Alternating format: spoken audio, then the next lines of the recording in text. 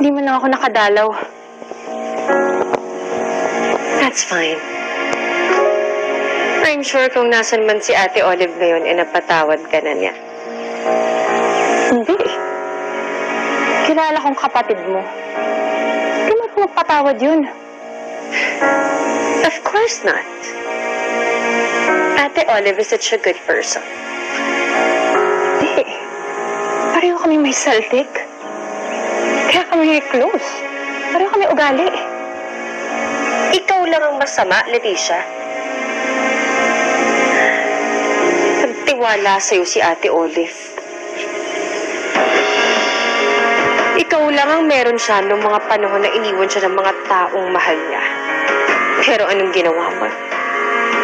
Tinalikuran mo rin siya. Pinagsisisihan ko nga yun, Jade eh. Kaya nga ako nandito ngayon para humingi ng tawad sa pagtalikod ko kay Olive. You don't deserve to be forgiven. Iniwan mo ko. Kung kailan kailangan ko ng kakampi, tinraidor mo ko. Iniwan? Ikaw? Sinasabi mo, Jade? Di ba promise ka pa?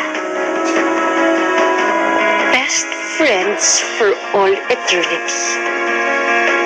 Pero hindi mo naman pala kayang panindigan ng pangako.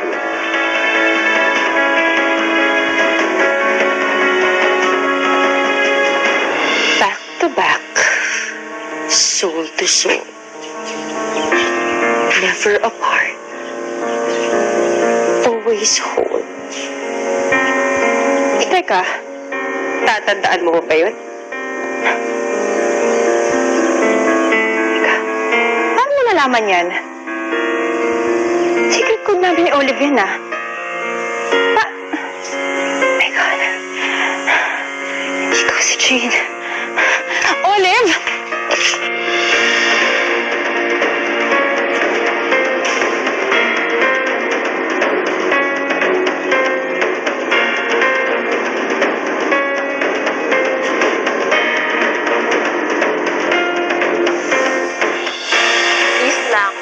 Tulungan mo kong bantayan si Mookie. Kanina, narinig ko sila Stacy nag-uusap. May binabalak na namang masama kay Mookie. Ano? Kailangan malaman natin ang bawat kilos at galaw ni Jade para ma-strategize natin kung paano ko siya mumulpulin. Palmanan mo na si Jade.